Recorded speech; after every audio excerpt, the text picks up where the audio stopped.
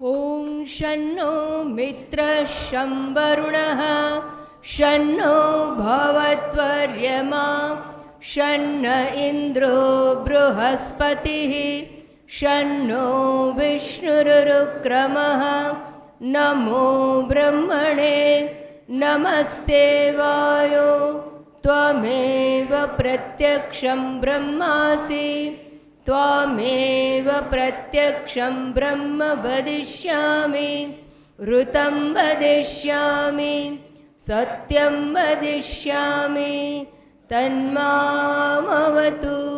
तद्वक्तारमवतु अवतु माम् अवतु वक्तारम् ॐ शान्ति शान्ति शान्तिः हरिः ॐ श्री गुरुभ्यो नमः हरिः ॐ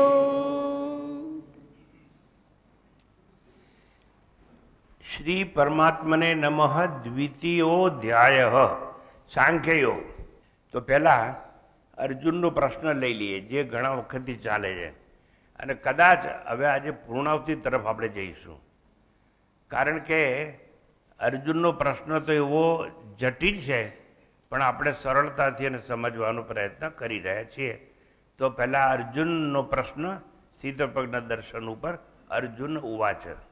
अर्जुन उवाच स्थितप्रज्ञस्य का भाषा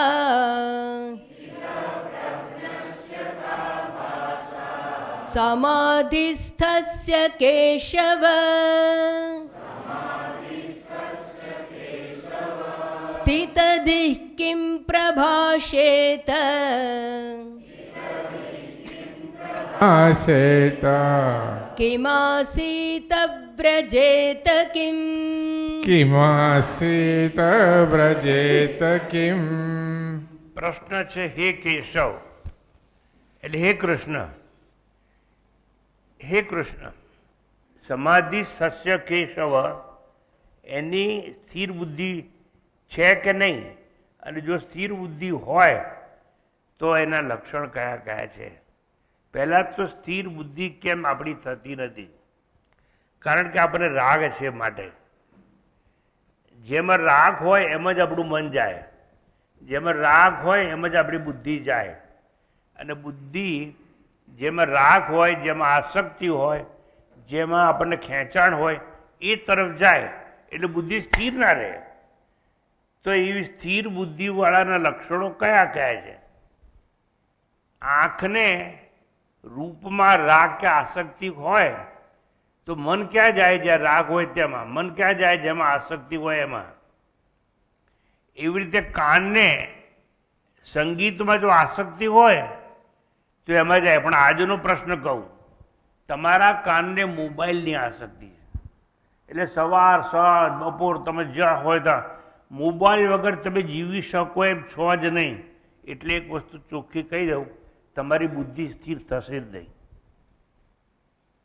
ક્યારે સ્થિર થાય? મોબાઈલ જોવાનું બંધ કરો ત્યારે.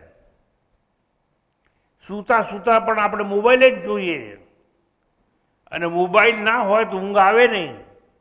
અરે નાનું છોકરું રડતું હોય તેને મોબાઈલ આપવામાં આવે છે.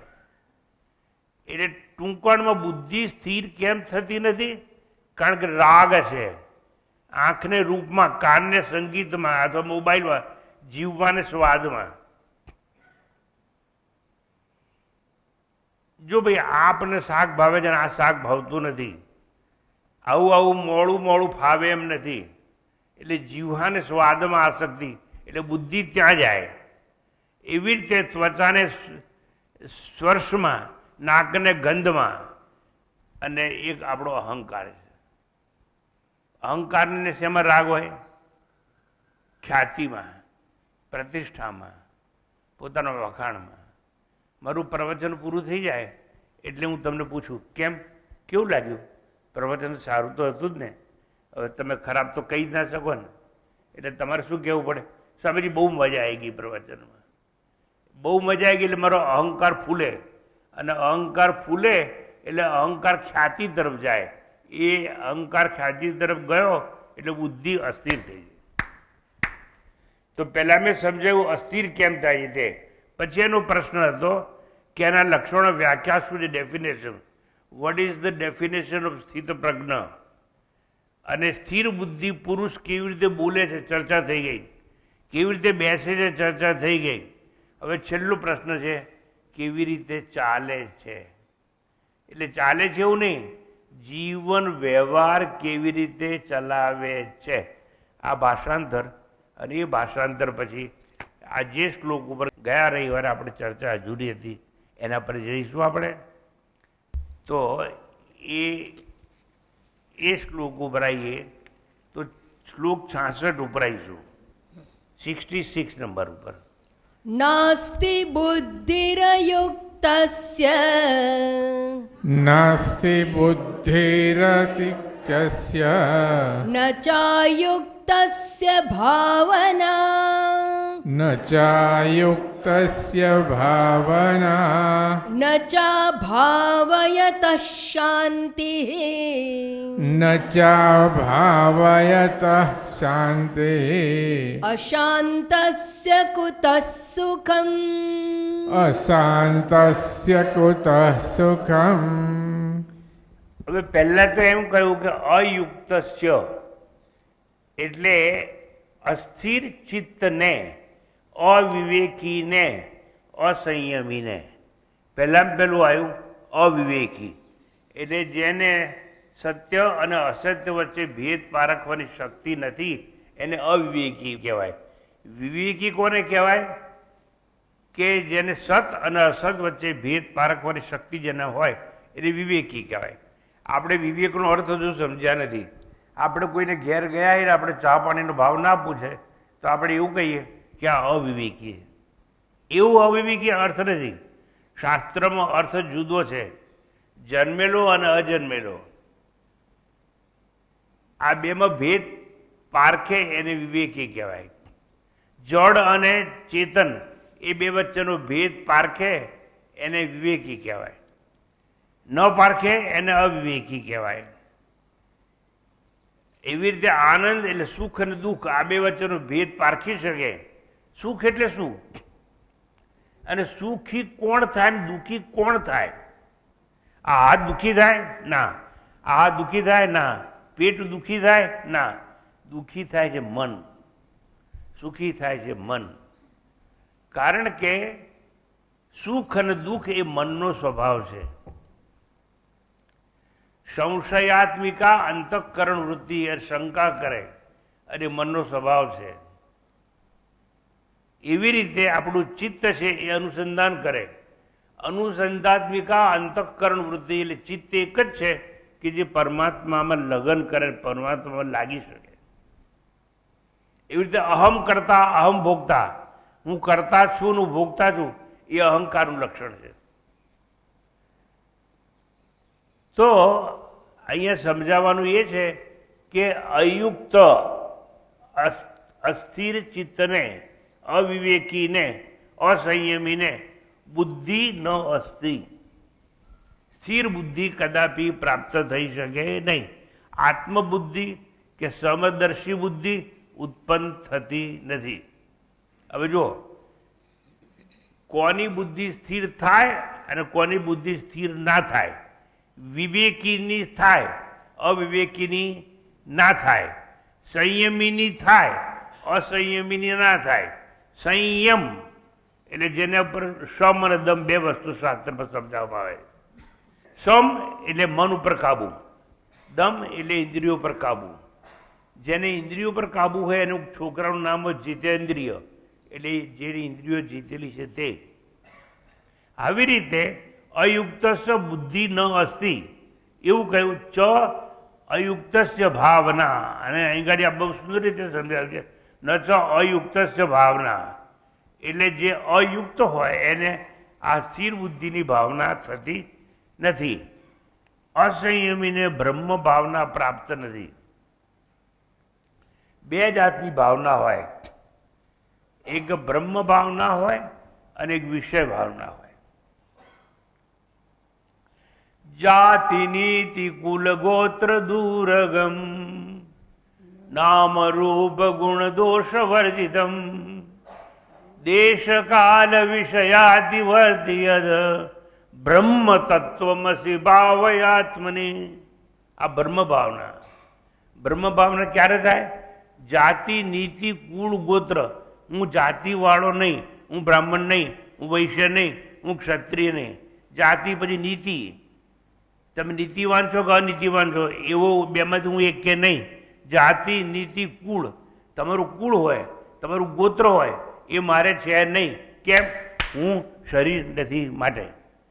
જે ઘડી તમે એવું માન્યું હું શરીર છું તો ક્ષત્રિય છું, વાણિયો છું, બ્રાહ્મણ છું એવું આવે. જાતિ નીતિ કુલ ગોત્ર દુર્ગમ. પછી મારું નામ આ છે. એટલે ભાઈ આ નામ સાથે તું જન્મ્યો નહોતો. આ તો તમે ભાઈ બહેન બે જોડકા જન્મેલા ને એ બહેનને ને ભાઈને જુદા પાડવા માટે એકનું છોકરીનું નામ આપ્યું અને એકને છોકરાનું નામ આપ્યું. નામ તો સુપર ઇમ્પોઝિશન છે. નામ તો તમારા પર થોપાયેલું છે. તમે નામવાળા નથી પણ જીવનભર એવું માનો છો કે હું નામવાળો છું. હમણાં તમને હું પૂછું, ચલો જેટલા નામ રમણભાઈ હોય હાથ ઊંચો કરો તો કેટલા હાથ ઊંચો કરશે? આવી રીતે આપણે નામ રૂપ ગુણ દોષ વર્જિતમ. હું નામવાળો પણ નથી. તમે રૂપાળા છો? યસ. આઈ એમ હેન્ડસમ ઓર આઈ એમ બ્યુટીફુલ. તમે આમાંને એકે નથી. તમે તો આત્મા છો સચ્ચિદાનંદ. પણ આપણે હું માની બેઠા છીએ આને અબ્રહ્મ ભાવના કહેવાય, બ્રહ્મ ભાવના ના કહેવાય. તો જાતિ નીતિ કુળ ગોત્ર દુર્ગમ નામ રૂપ ગુણ દોષ વર્જિતમ. આ દોષ છે બધા. નામ રૂપ ગુણ હું આમાંનું એકે નથી. તો જ્યાં સુધી આપણે આવું વિચારીશું ત્યાં સુધી બુદ્ધિ અસ્થિર રહેશે. બુદ્ધિ સ્થિર ક્યારે થાય? કોની વાત છે? કે આ માણસ જીવન વ્યવહાર કેવી રીતે ચલાવે છે? કોણ? જેની બુદ્ધિ સ્થિર છે તે. તો અહીંયા પ્રશ્ન થાય છે કે અસંયમીને બ્રહ્મ ભાવના પ્રાપ્ત થતી નથી. બ્રહ્મ ભાવના રહિતને શાંતિ કહેતી. આપણે અશાંત છીએ. આપણું મન અશાંત છે. આપણું મન અશાંત કેમ છે? આપણે જે હું નથી એમાં આકર્ષિત છીએ, એની પાછળ દોડીએ છીએ. હું પૈસાવાળો છું. ના પૈસા નથી તો પૈસા પાછળ દોડું છું તો ખરો. મારું બેંક બેલેન્સ આટલું છે અને ખૂટી જાય તો એને વધારવા આપણે પ્રયત્ન કરીએ. પૈસાવાળા બનવું છે. પૈસામાં રાગ છે. એટલે બ્રહ્મ ભાવના રહિતને શાંતિ નથી.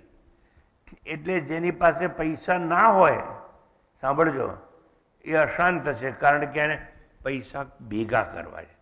પૈસા કોઈ લૂંટી ના લે એવું કરવું છે. ભેગા તો કર્યા, હવે કોઈ લૂંટી ના લે ચોકીદાર રાખો. પછી ચોકીદારમાં શંકા જાય કે ચોકીદાર જ રાતના ઘરમાંથી લૂંટી લેશે તો કે આલશેષનો કૂતરો રાખો ને. એ કૂતરો ભસે તો ખરો ને. પણ કૂતરાના બહુ રોગ હોય છે અને મોટાભાગના આજ બહુ પૈસાવાળા લોકો હોય કૂતરા રાખે, કૂતરાને બચ્ચીઓ ભરે અને એમ કે અમારો ડોગ છે. ડોગ એટલે કોઈ છોકરાની જેમ રાખે. એટલે એને કૂતરામાં આસક્તિ થઈ જાય. મૂળ આસક્તિ ક્યાં થાય? ધનમાંથી.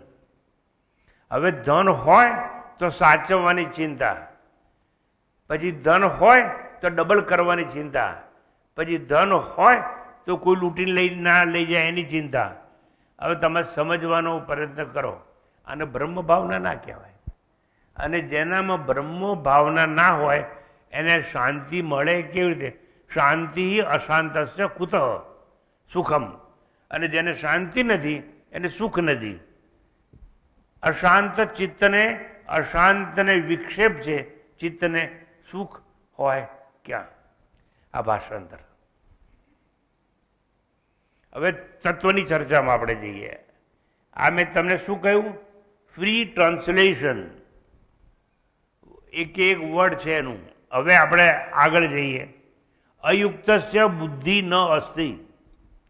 અયુક્તસ્ય અવિવેકીને સ્થિર બુદ્ધિ કદાપી હોઈ શકે નહીં, કારણ કે એનું મન વિક્ષેપયુક્ત છે, મનમાં વિક્ષેપ છે. જુઓ,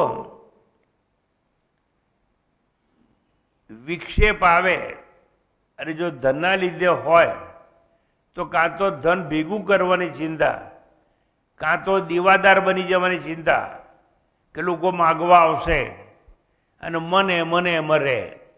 એક વસ્તુ તમને ચોખ્ખી કહી દઉં, તમારામાંથી જે લોકોના છોકરાઓ અમેરિકા ગયા છે ને, શેના માટે ગયા?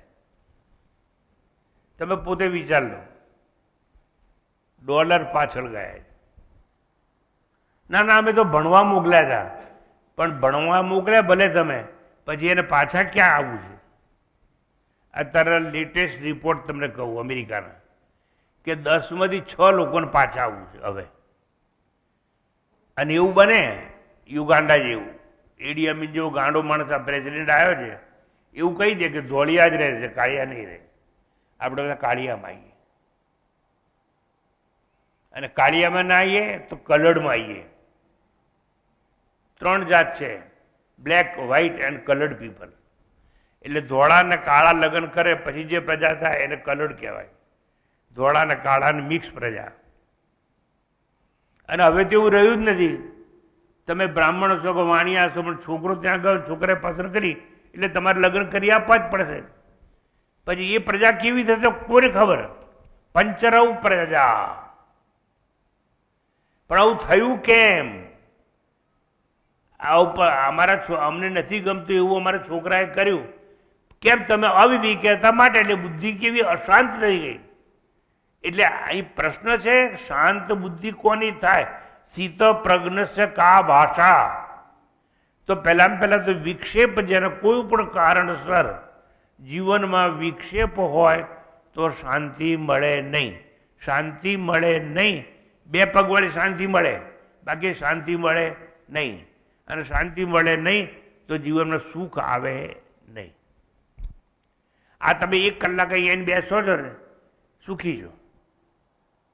અત્યારે કોઈ ડિસ્ટર્બન્સ નથી, સારી વાતો આપણે સાંભળીએ છીએ. તો વિક્ષેપ યુક્ત હોય એને સુખ ના મળે, કારણ કે બુદ્ધિ સ્થિર નથી, એના જીવનમાં વિક્ષેપ છે. પછી સેકન્ડ નંબર યાદ રાખજો, જે વિષયાસક્ત હોય, કોઈ પણ જાતનો વિષય જેને સતાવતો હોય એને ઊંઘ આવે નહીં રાતના. કેમ? કોઈ વિક્ષેપ સતાવે છે. મારી તબિયત ક્યારે સુધરશે? વિક્ષેપ. શું આવું ચાલ્યા કરશે? વિક્ષેપ. પણ ગળપણમાં તો આવું જોઈએ ને, વિક્ષેપ. મારા જેવું તો કેટલાય હશે ને, હા, વિક્ષેપ. જ્યાં સુધી મનના વિક્ષેપો શાંત થાય નહીં ત્યાં સુધી સુખ મળે નહીં. કોના ના શાંત થાય? વિષયાસક્તના. કયા વિષયો? રૂપ, રસ, સ્વાદ, ગંધ, આ બધા વિષયો કહેવાય, ઇન્દ્રિયોના વિષયો. તો કે છે વિષયાસક્તને આત્મબુદ્ધિ હોય નહીં. હું આત્મા છું એવો સતત વિચાર કર્યા કરો. સત છું, ચિત્ત છું ને આનંદ છું. સત એટલે હું હતો, છું અને રહેવાનો છું. ત્રિકાલે અપી તિષ્ઠતિ ઇતિ સત, which exist in all 3 periods of time. આવું જે વિચાર રહે, આત્મવિચાર કર્યા કરે, એને વિક્ષેપ ના હોય. પછી ચોથો નંબર, તમને જે કોઈ વાસના સતાવતી હોય ને, તો એ વાસનાના લીધે પણ તમને સુખ મળે નહીં, શાંતિ હોય નહીં, બુદ્ધિ સ્થિર થાય નહીં. મને ડાયાબિટીસ થયો છે, હું દવા લેવાનું ભૂલી જઈશ તો? જુઓ, આ દવા લેવાનું ભૂલી જઈશ તો, આ દવાથી સારું નહીં થાય તો, મારે આ રોગ મટાડી દેવો છે પણ મટતો નથી તો, ડૉક્ટરને કન્સલ્ટ કર્યા કરું છું પણ પત્તો ખાતો નથી તો, આ બધી વાસનાઓ છે જાત જાતની. આ તો રોગની વાસના થઈ. શરીરનો એક રોગ હોય, વ્યાધિ, એક હોય આધિ. એ સૌથી ખરાબ, એ માનસિક રોગ કહેવાય. માનસિક રોગ તમને સતાય કર્યા કરે. ફ્રસ્ટ્રેશન, ટેન્શન, ફોબિયા, સ્કિઝોફ્રેનિયા, આ બધા માનસિક રોગ છે. માનસિક રોગ થાય ને એકવાર એટલે જીવનભર દવા ખાવી પડે. હું સમજાવવાનો શું પ્રયત્ન કરું છું કે તમને જાત જાતની વાસનાઓ સતાવતી હોય કે આમાંથી મુક્ત ક્યારે થવાશે, તો એ બુદ્ધિ સ્થિર થાય નહીં. પછી આગળ આપણે જો બહિર્મુખી થઈએ ને એટલે એક્સ્ટ્રોવર્ટ, એક ઇન્ટ્રોવર્ટ માણસની પર્સનાલિટી હોય, એક એક્સ્ટ્રોવર્ટ હોય. એક્સ્ટ્રોવર્ટ હોય ને એટલે બહારની વસ્તુઓમાં તમારું મન જાય, મનન ચિંતન ને આત્મચિંતનમાં મન જાય નહીં. એવી રીતે તમે જો બહિર્મુખી હશો તો પણ આત્મા વિશે વિચાર નહીં આવે, બુદ્ધિ સ્થિર થશે નહીં. અને બુદ્ધિ સ્થિર થશે નહીં તો જીવન વ્યવહાર કેવી રીતે ચલાવો છો, કેમ ચાલો છો એમ નહીં. જીવન વ્યવહાર ચલાવતા આવડશે નહીં. કોઈ પણ વ્યક્તિ સાથે દ્વેષ કરવો નહીં તો આપણે સુખી રહીશું, દ્વેષ કરીશું તો આપણે દુઃખી રહીશું. તો સુખ અને દુઃખ, રાગ અને દ્વેષ એમાંથી મુક્ત થાઓ તો બુદ્ધિ સ્થિર થાય. પછી એનાથી આગળ જઈએ છીએ દેહાભિમાન. હું રૂપાળો છું એટલે મને અભિમાન આવી ગયું મારા રૂપનું, ના પણ હું કદરૂપો છું. લોકોની નજરમાં હું સારો દેખાતો નથી એટલે આપણે બ્યુટી પાર્લરમાં જવું પડે. બ્યુટી પાર્લરમાં જઈને આપણે કહેવું પડે કે આ ભમર સીધી કરી આલો. અહીં પરસેવો થાય, પરસેવાનું પાણી આંખમાં ના જાય એટલે ભગવાને અહીં ગાડી ભમર આપી કે જેથી કરીને પાણી આમ થઈને સાઈડમાં નીકળી જાય. પણ આપણે વધારે સારા દેખાવા માટે આપણે આજકાલ ભમર કપાઈ દઈએ, ભમર કપાઈને કાળી પેન્સિલનો લીટો કરીએ છીએ એટલે પાણી તો આંખમાં જાય છે. એટલે પાણી આંખમાં જાય ને એનો રોગ થાય તો પાછી એની ચિંતા. હવે જો મેં શું સમજાવવાનો પ્રયત્ન કર્યો કે જે દેહાભિમાની હોય, મને દેહનું અભિમાન છે તો જ રૂપનું અભિમાન હોય.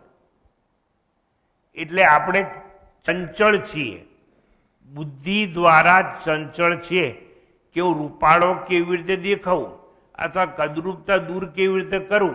અને આ બ્યુટી પાર્લરમાં તમે જાઓ એટલે એનો ચાર્જ બહુ જ હોય અને તમારે એ પૈસા ખર્ચી અને પછી માનવું પડે. અને તમે એક વસ્તુ જુઓ, ધારો કે there is no mirror. Mirror ના હોય તો તમે તો તમને આંખે જોઈ શકશો જ નહીં ને. પણ તમે મેકઅપ કેમ કરો છો? બીજાને બતાવવા માટે. મારે બીજાની નજરમાં સારા દેખાવું છે, પોતાની નજરમાં નહીં.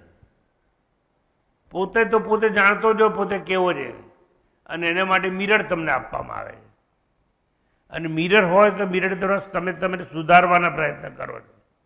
ટૂંકાણમાં દેહાભિમાની ચંચળ હોય તેને આત્મબુદ્ધિ ઉત્પન્ન થતી નથી. હું દેહ ભિન્ન, દેહનો સાક્ષી છું એવું વિચાર ના આવે ત્યાં સુધી બુદ્ધિ સ્થિર થાય નહીં. હું દેહનો સાક્ષી છું એટલે દેહથી અસંગ છું, હું આત્મા છું એવું જ્યારે વિચારીએ, સત છું, ચિત્ત છું, આનંદ છું એવું જ્યારે વિચારીએ, જન્મ પહેલાં હું હતો, જન્મીને પણ હું છું, મૃત્યુ પછી પણ હું રહેવાનો છું, આવું જ્યારે વિચારીએ, આત્મવિચાર કરીએ તો જ બુદ્ધિ સ્થિર થાય. અને બુદ્ધિ સ્થિર થાય તો જ આપણે સુખી થઈએ. ખરેખર સુખ મળે કેવી રીતે? જે અયુક્ત ચિત્ત છે તેને દેહમાં અહમભાવ છે અને જેને દેહમાં અહમભાવ હોય ને એને મમભાવ હોય. હું દેહ છું ત્યાં સુધી નો પ્રોબ્લેમ. આ દેહ મારો છે, देह मारो है। हाँ, खिला पिला के देह बढ़ाया वो भी अगन जलाना है। देह मारो है એટલે એને રૂપાળો રાખવાનો. દેહ મારો છે એટલે તગડો બનાવવાનો. દેહ મારો છે એટલે કોસ્મેટિક લગાવવાનું. આ દેહ મારો છે એટલે આદિ વ્યાધિથી મુક્ત રહેવાનું. આવા કેટલાય વિચારો આવે. ક્યારે? અયુક્ત ચિત્ત હોય ત્યારે. અયુક્ત ચિત્ત કોને હોય? જેનામાં અહમભાવ અને મમભાવ હોય એને સઘન તાદાત્મ્ય હોય. Very strong identification with physical gross body. આ શરીર મારું છે. મારું છે એટલે જ મોકાણ છે ને. મારું છે એટલે જ આ સારું ખાવાનું ખવડાવવાનું, સારા કપડાં પહેરાવાના, મેચિંગ પહેરાવાના. બીજાની નજરમાં હું કેવો દેખાઉં છું, કારણ કે શરીર હું છું એટલું તો બરાબર છે, શરીર મારું છે. તો અહીં કહે છે નચ અયુક્તસ્ય ભાવના, બ્રહ્મ ભાવના એને હોતી નથી. કોણ? જે પોતાને મમભાવ અને અહમભાવથી પીડાતો હોય એને. જે સ્વયંને કરતા અને ભોગતા માને, કર્માસક્ત થઈ કર્મ કરે અને જો કર્મમાં નિષ્ફળતા મળે તો દુઃખી થાય. આપણે એવું કંઈ પણ કામ કરીએ અને જો એવું વિચારીએ ને ફળ ભગવાનને જેવું આપવો હશે આપશે, મારે આવું જ ફળ જોઈએ છે, આટલા જ ટકા જોઈએ છે, ફર્સ્ટ ક્લાસમાં જ પાસ થવું છે, કારણ કે મારે મેડિકલમાં એડમિશન લેવું જ છે, મારે એન્જિનિયર બનવું જ છે, એટલે ભગવાનને ભૂલી જાઓ છો. કર્મ તમારે કરવાનું, સ્વતંત્રતા આપી, કર્મને વાધિકાર હશે પણ માં ફલે શું કદાચન. ફળ ભગવાન આપશે એવું ધારો ને તો દુઃખી ના થાવ. મેં તો બહુ મહેનત કરી હતી પણ રિઝલ્ટ મને ગમે છે એવું ના આવ્યું, દુઃખી થઈ ગયા. કેમ? હું શરીર છું ને શરીર મારું છે. તો કરતા ને ભોગતા જે પોતાને જાણે એ કર્માસક્ત થઈ કર્મ કરે. કર્મમાં આસક્ત થઈને કર્મ કરશો ને અને જો કર્મમાં નિષ્ફળતા મળશે તો દુઃખ જન્મશે, અને દુઃખ જન્મશે તો વિક્ષેપ પેદા થશે, અને વિક્ષેપ પેદા થશે તો મનમાં અશાંતિ થશે, અને અશાંતિ હશે તો બુદ્ધિ સ્થિર થશે નહીં. બુદ્ધિ સ્થિર કેવી રીતે થાય એનો આખો પ્રશ્ન છે. હવે હું તમને કહું, અમુક લોકો વર્કોહોલિક્સ બની જાય છે. એટલે શું? એને કામ જોઈએ. કામ ના હોય તો બહુ મુસીબત હો, આ તમને કહી દઉં. એટલે મોટાભાગના આશ્રમોમાં બધાને કામ સોંપવામાં આવે કે તમે આ કામ કરો, તમે આ કામ કરો. કામ વગર માણસ રહી જ ના શકે. જુઓ આ પ્રોબ્લેમ કોને સતાવે? જે જલ્દી રિટાયર થઈ જાય ને એને સતાવે. પછી એ લોકો અંદર વર્ક કરવા જાય, બધે જાય, કંઈ કામ આપો ને કંઈ કામ આપો ને કંઈ. અમારે પૈસા નથી જોતા કે કામ આપો કામ. હવે એક વસ્તુ સમજો, જે વ્યક્તિ આને વર્કોહોલિક્સ કહેવાય, જે વ્યક્તિ વર્કોહોલિક્સ બની જાય એવી વ્યક્તિને અશાંતિ વધારે થાય, વિક્ષેપ સભર હોવું જોઈએ જીવન. પણ જે લોકો સમજી રિટાયર થયા પછી એવું સમજે કે હવે ભગવાને મને બીજું કામ સોંપ્યું છે, હવે મારે આ કામમાં ભગવાનની ઈચ્છાથી કામ કરવાનું, એ આખી સમજ જુદી છે. એ સમાયોજનની તૈયારી કહેવાય. તો કહે છે જે અશાંત હોય, વર્કોહોલિક્સ હોય, એને વિક્ષેપો બહુ હોય, વાસના વંટોળ એને સતાવે, અને વાસના વંટોળ વચ્ચે જે જીવન જીવતા હોય એ લોકોને શાંતિ કદાપી મળે નહીં. હવે એક વાત કહી દઉં, જે સ્વયંને ભોગતા જાણે કે હું ભોગતા છું, આંખથી રૂપ ભોગવું છું, કાનથી સંગીત ભોગવું છું, આ રસનાળી જીભથી સ્વાદ ભોગવું છું, આ સ્પર્શથી સ્પર્શાનુભૂતિ ભોગવું છું. એટલે હું સમજો શું કહેવા માંગુ છું, જે પોતાને ભોગતા જાણે એને માટે શું કહેવાય ખબર છે? ભોગે રોગ ભયમ કુલે ચ્યુતિ ભયમ. જો ભોગ કરશો ને તો રોગ લાગુ પડશે. અરે સમજો હોતું હશે. બાળક જન્મે ને એટલે ડૉક્ટર આવે અને પછી આમ ચપટી વગાડે એટલે પેલો આમ જુએ, પછી આમ જુએ, પછી આમ જુએ, પછી ડૉક્ટર આમ ચપટી વગાડે, પછી આમ વગાડે એટલે છોકરો આમ આમ કરે એટલે ડૉક્ટરે નક્કી કર્યું કે એને સંભળાય છે બરાબર. પછી ડૉક્ટર એના કીકી આમ ફરે એટલે ડૉક્ટર બીજું નક્કી કર્યું સંભળાય છે પણ બરાબર અને સાંભળવા પછી એની કીકી આમ આમ ફરે છે એટલે નાક અને કાન બરોબર છે. પણ આંખથી ભોગ કર્યો જન્મ્યા ત્યારથી તમે જો જો જો મા બાપ કે સુઈ જા, નહીં હું જોયા કરીશ. કેમ? મોબાઈલ લાવો, હું જોયા કરીશ. કેમ? ટીવી લાવો, હું જોયા કરીશ. કેમ? મારે બહારનું જોવું છે. બારી ખોલ નાખો, બાયણું ખોલ નાખો, હું અગાસીમાં સુઈ જઈશ, હું રાતે તારા જોઈશ. જોવું છે. જો જો જો જો જો જો કર્યું એટલે પહેલો રોગ આંખને લાગુ પડ્યો. પહેલામાં પેલું મોં થયો. 42 વર્ષ થયા નથી કે 42 આવી ગયા નથી. મારે શું સમજાવવું છે કે જો તમે સ્વયંને ભોગતા જાણશો તો ભોગે રોગ ભયમ. હવે આ ભોગ કરવાથી શાંતિ મળશે ખરી? તો કે ના. અને ભોગ કરવા માટે શું કરવું પડે? કર્મ કરવું પડે. તો કર્મ કરવાથી શાંતિ મળશે? ન કર્મણા ન પ્રજયા ધનેન. કર્મ કરવાથી નહીં મળે. તો પ્રજા ઉત્પન્ન કરવાથી મળશે? તો જે લોકોને પ્રજા નથી અશાંત જ હોય ને. પણ એવું નથી, પ્રજા નથી હોતી એ લોકો જ સુખી હોય છે. પણ અહીંયા આપણને કહ્યું છે ન કર્મણા. કોઈ પણ કર્મ કરો, પુણ્ય કરો, પાપ કરો, એનાથી તમને શાંતિ નહીં મળે. શાંતિ એટલે અમરતા નહીં મળે. ન કર્મણા ન પ્રજયા. જો પ્રજા બહુ મળે અને બાળકો હોય એને જ શાંતિ મળતી હોત તો ધૂતરાષ્ટ્રને મળી હોત. આટલા બધા બાળકો હતા એની પાસે. એક છોકરી પણ નથી હતી ને માતાજી? દુશાલા. હે? દુશાલા. દુશાલા. એક છોકરી અને 100 છોકરા, 101 બાળકો. તો એ યુદ્ધ કર્યું મહાભારતનું, શાંતિ ના મળી. ન કર્મણા ન પ્રજયા ધનેન. ત્રીજી વસ્તુ ધન. જો ધનથી શાંતિ મળતી હોત તો ભલભલાને પૈસાથી મળી ગઈ હોત. ધનથી તો ચિંતા વધે છે. બહુ પૈસા હોય એટલે પૈસાને ઇન્વેસ્ટ ક્યાં કરવા એની ચિંતા હોય. સરકારે કાયદો કર્યો હમણે કે અમુક અમુક ધંધો કરો તો તમે ટેક્સ લાગે નહીં.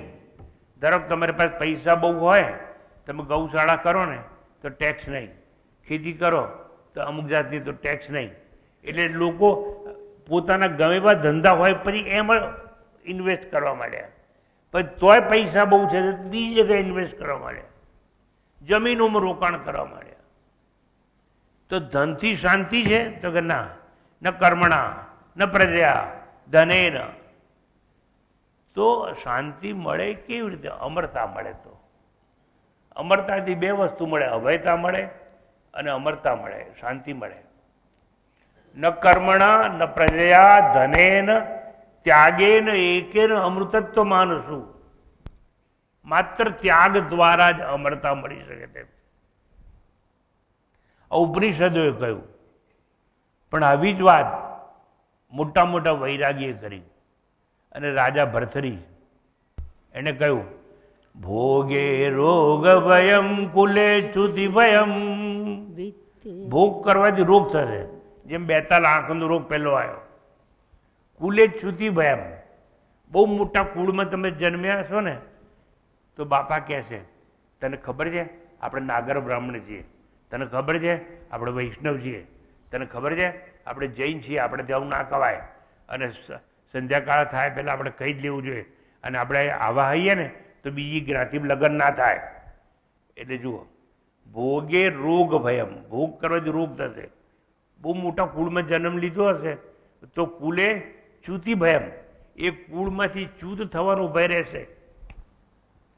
આજે નવો જમાનો આવી ગયો ને, તમારા છોકરા અમેરિકા ઇંગ્લેન્ડ ભણવા ગયા ને તો ક્રિશ્ચનને બી પૈણશે, અમેરિકનને પણ છે, જાપાનીઝને બી પૈણી જાય, કોરિયનને પૈણી જાય. આ મેં જોયું છે. એટલે ઘણું બધું. એટલે કહે છે કે કુલે શુદ્ધ, સારા કુળમાં જન્મ લેશો તો કુળમાંથી શુદ્ધ થવાનું ભરે છે. મૌને દૈન ભયમ ભલે રીપુ ભયમ. નહીં, મારે બોલવું જ નથી, હું મુનિ બાબા બની જાઉં છું. તમે જો મુનિ બાબા બની જશો ને તો લોકો એને શું કહેશે ખબર છે? આવડતું હોય તો બોલે ને, ડફોર છે, આવડતું જ નથી ને બોલે શું? ના ના, મુનિ બાબા છો, આપણે પગે લાગવું જોઈએ. એટલે તમે પગે તો લાગશો પણ એનાથી તમારો ઉદ્ધાર નહીં થાય. એની પાસે ઉપદેશ લો, એને ગુરુ બનાવો. ના, અમારે ગુરુ જ બનાવો તો તમે શિષ્ય બની જાઓ. તમે કોઈના શિષ્ય બની જશો તો ગુરુ તો આપણે આપોઆપ મળી જશે. કેમ? આ બધું તત્વજ્ઞાન છે ને, સમજાય એવું નથી ગુરુ વગર.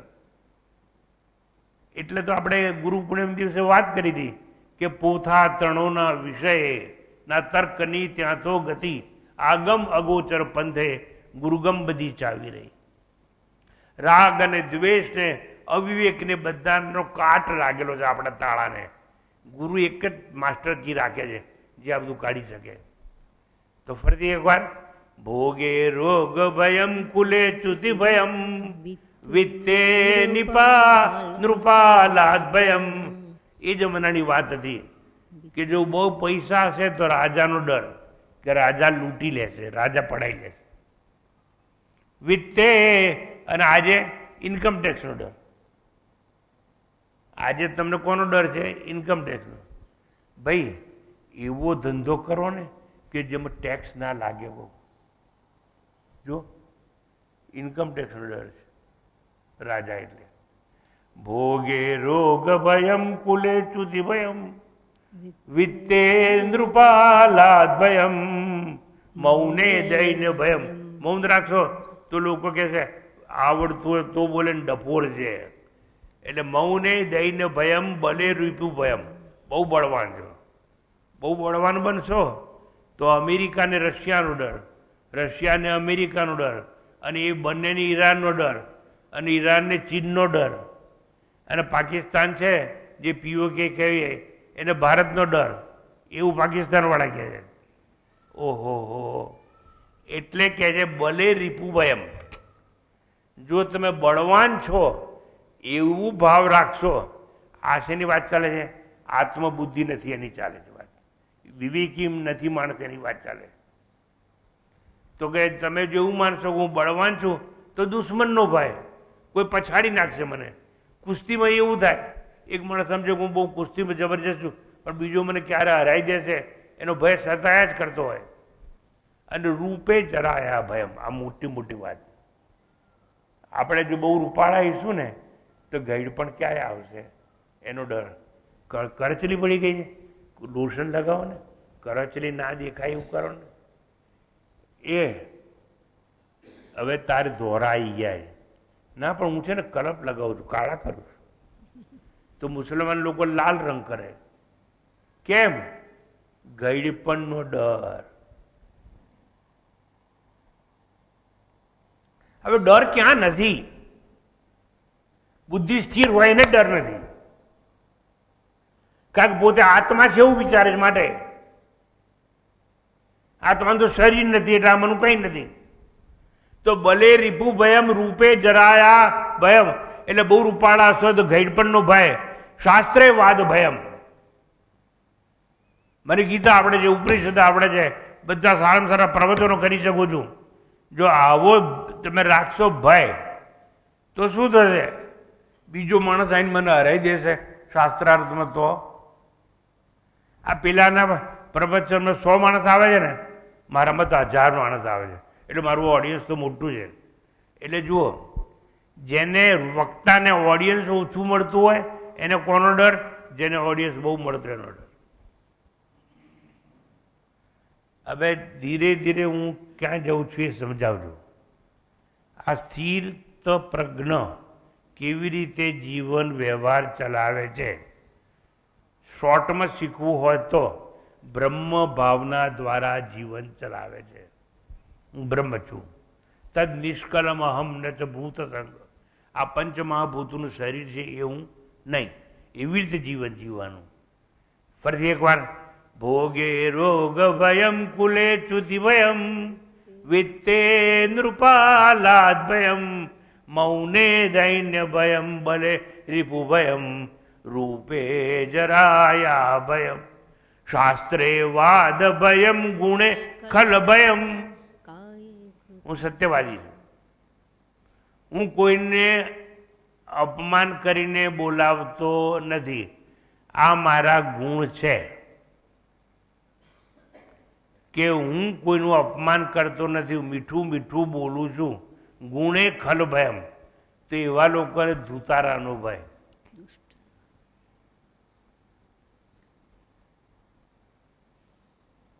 જાઓ, હું વ્યાજ બ્યાજ નહીં લઉં. તમે મારા મિત્ર છો ને, હું તમને પૈસા આપું છું અને ધારો કે પૈસા એટલે ગુણવાન છે, એવા લોકોને ધુતારા છેતરી જાય. એટલે કહે છે કે ગુણે ખલ ભયમ. નગુણવાળા ધુતારા લોકો એવા લોકોને છેતરી જાય.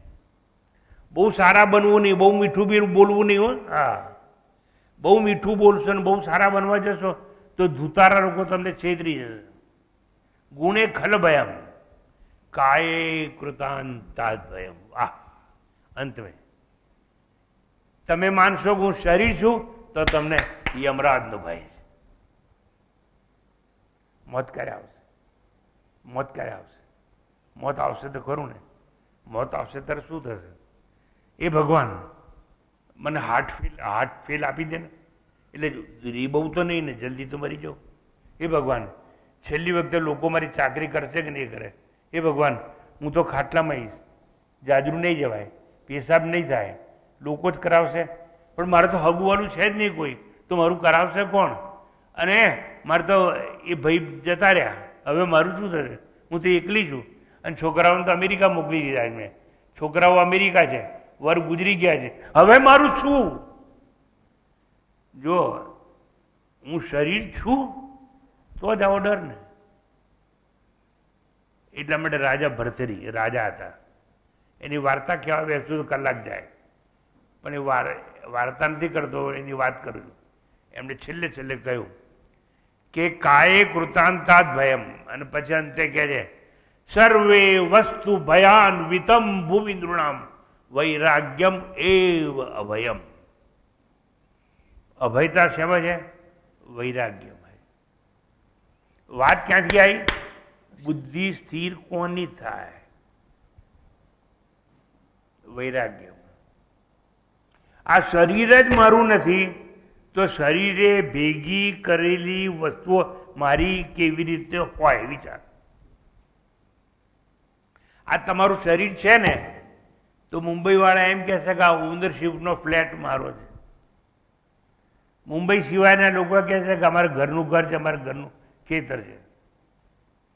સગાવાળા એમ કહેશે કે અમારા મામા છે, કાકા છે, ભત્રીજા છે, અમારું કુટુંબ બહુ મોટું છે. પણ ક્યારે તમે એવું કહી શકો, દાવો કરી શકશો? તમે તમને શરીર માનશો ત્યારે. અને સર્વે વસ્તુ ભયાન્વિતમ. ભરથરી રાજા કહે છે બધી જ વસ્તુમાં ભય ભય ભય. અને સર્વે વસ્તુ ભયાન્વિતમ ભૂમિન્દ્રુણામ વૈરાગ્યમ એવ અભયમ. માત્ર વૈરાગ્યવાન થશો તો જ અભયતા મળશે. અને એવી રીતે અમૃતત્વ માનશું. એટલે તમે જ્યારે ધન છોડી દેશો, પ્રજા છોડી દેશો, શરીર ભાવ છોડી દેશો, ત્યારે તમને અમરતા પ્રાપ્ત થશે. ન કર્મણા કામ પુણ્ય ને પાપનો ત્યાગ કરશો. ન કર્મણા ન પ્રજા ધનેન ત્યાગે નહીં કે અમૃતત્વ માનશું. અને સર્વે વસ્તુ ભયાન્વિતમ ભૂમિન્દ્રુણામ વૈરાગ્યમ એવ અભયમ. તો આવી રીતે આ મંત્રની અંદર આ જે સ્થિતપ્રજ્ઞ પુરુષ છે પોતાનો વ્યવહાર કેવી રીતે ચલાવે છે એની આપણે ચર્ચા કરી. કેવી રીતે ચલાવે છે? હું શરીર નથી એવી રીતે ચલાવે છે. ધન મારું નથી એવી રીતે ચલાવે છે. ભગવાન જે આપશે એમાં સુખી છું એવી રીતે ચલાવે છે.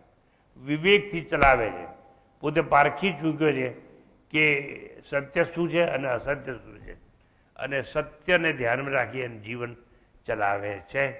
અને આવી રીતે અહીંયા આપણને સમજાવવામાં આવ્યું છે. જે સ્વયંને કર્તા અને ભોગતા માને છે, જે પોતાને દેહ અને ઇન્દ્રિય માને છે, સમજે છે, એને આત્મબુદ્ધિ ક્યાં? તો પહેલામાં પહેલી વાત છે આત્મબુદ્ધિ લાવવી જોઈએ. આત્મબુદ્ધિના અભાવે બ્રહ્મ ભાવના થાય નહીં. અને આપણને શું કહ્યું? બ્રહ્મ ભાવના કરવી. જાતિ નીતિ કુલ ગોત્ર દુર્ગમ નામ રૂપ ગુણ દોષ વર્જિતમ દેશ કાલ. હું દેશમાં આ જગ્યાએ નથી, દેશ કાલ વિષયાથી વર્તી. તમે આ ખુરશી બેઠા છો, હા, તો મારો જન્મ આ જગ્યાએ થયો તે એવું માનવું પડશે. હું મહેસાણામાં જન્મ્યો હતો, હું રાધનપુરમાં જન્મ્યો હતો, હું પાલનપુરમાં જન્મ્યો હતો, હું ગોધરામાં જન્મ્યો હતો, હું દિલ્હીમાં જન્મેલો. તમે એક જગ્યાએ જન્મ્યા હતા, હા, અને બારમાં મોટા શહેરમાં નહીં, આ સારામાં સારી હોસ્પિટલમાં જન્મ્યો હતો. ના ના, અમે તો ગામડામાં રહેતા હતા, અને બાઈ આવી, અને અમારે તો ઘરમાં સુવાવડ થઈ હતી, એટલે અમે અહીં જન્મ્યા હતા. તમે અહીં જન્મ્યા હતા, હા, તો બીજે મરશો. હા, જાતિ નીતિ કુલ ગોત્ર દુર્ગમ નામ રૂપ ગુણદોષ વર્જિતમ દેશ કાલ વિષયાથી વર્જિત. તો દેશ તો આવી ગયું, હવે કાળ. તો તમે આ જગ્યાએ તમારો જન્મભૂમિ તો કે હા, પણ કઈ સાલમાં જન્મ્યા હતા? તો કે આ સાલમાં જન્મેલા, એટલે આ કાળમાં જન્મેલો, આ વર્ષે જન્મેલો. તું આ વર્ષે જન્મેલો ને, તો આ વર્ષે મરી જવાનો. મોતનો ભય બુદ્ધિને સ્થિર નહીં થવા દે, અને તમે સ્થિતપ્રજ્ઞ થઈ શકો જ નહીં. બ્રહ્મ ભાવના કે બ્રહ્મ ચિંતન કર્યા વગર આમાંની કોઈ વસ્તુ હાથમાં આવશે નહીં. જેને બ્રહ્મ ભાવના આત્મચિંતન નથી, એને માટે એક જ રસ્તો છે, નિધિ ધ્યાસન કરવું જોઈએ, ચિંતન કરવું જોઈએ અને મનન કરવું જોઈએ. એટલા માટે ગુરુ પૂર્ણિમાના દિવસે મેં આખો ભાર શેના પર મૂક્યો? નિધિ ધ્યાસન ઉપર. નિધિ ધ્યાસન નથી, એને પ્રપંચની નિવૃત્તિ નથી. પ્રપંચની નિવૃત્તિ એટલે શું? એને માટે તમારે પ્રપંચ શું છે એ ખબર હોય છે. આપણા હાથના આંગળા કેટલા? 5. પગના આંગળા કેટલા? 5. પ્રાણ કેટલા છે? પ્રાણ વ્યાન ઉદાન સમાન છે કે નહીં? પ્રાણ કેટલા છે? 5. આના શરીર તમારા કેટલા તત્વોથી બન્યું છે? 5. આ 5 5 5 5 5 એટલે પ્રપંચ. આત્મચિંતન કે બ્રહ્મચિંતન કે નિધિ ધ્યાસન થાય તો જ પ્રપંચની નિવૃત્તિ થાય. છેલ્લી વાત, પ્રપંચ નિવૃત્ત નહીં થાય તો બુદ્ધિ સ્થિર થશે નહીં. અને જેની બુદ્ધિ સ્થિર ના હોય એને કોઈ દાડો આત્મજ્ઞાન પ્રાપ્ત થાય નહીં. અને સમદર્શી તો એ બની શકે નહીં. સમદર્શી એટલે વિદ્યા વિનય સંપન્ન બ્રાહ્મણે ગવ્યસ્તી નહીં. સુની ચૈવ સ્વપા કહે છે પંડિતા સમદર્શી. તમે તમારામાં જો આત્મા ના જોતા હોય તો બીજામાં આત્માનું દર્શન તમે કેવી રીતે કરવાના છો? પણ આખા બ્રહ્માંડમાં એક જ છે, આત્મા આત્મા આત્મા, અથવા બ્રહ્મ બ્રહ્મ બ્રહ્મ. તો જેની બુદ્ધિ સ્થિર છે, ઉત્તર કઈ સાંભળી લો,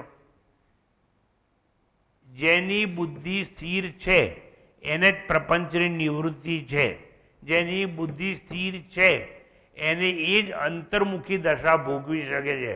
આ એક હોય બહિર્મુખી અને એક અંતર્મુખી, એક એક્સ્ટ્રોવર્ટ અને એક ઇન્ટ્રોવર્ટ હોય. અને આ બંને ના હોય તો એને વિક્ષેપ જીવનમાં હોય. પણ જો કોઈ પ્રપંચને નિવૃત્ત કરી શકે તો એને શાંતિ શાંતિ અને શાંતિ. તો સ્થિતપ્રજ્ઞ કેવી રીતે જીવન જીવે છે? શાંતિથી જીવન જીવે છે, વિક્ષેપ વિના જીવન જીવે છે. અશાંત ચિત્તને સુખ ક્યાં?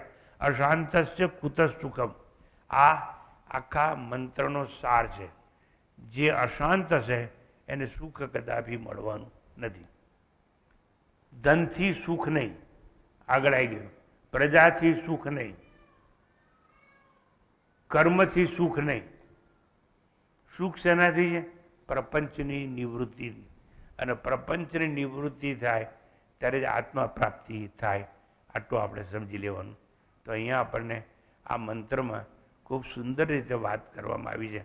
આની પછીનો જે મંત્ર છે એ પણ એક અદ્ભુત મંત્ર છે, પણ એના પર અત્યારે સમયના અભાવે આપણે જતા નથી.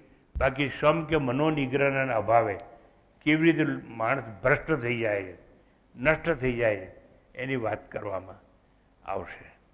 અસ્તુ. શાંતિ પાઠ. ॐ पूर्णमदः पूर्णमिदं पूर्णात् पूर्णमुदच्यते पूर्णस्य पूर्णमादाय पूर्णमेवावशिष्यते. ॐ शान्ति शान्ति शान्तिः. हरिः ॐ. श्रीगुरुभ्यो नमः. हरिः ॐ.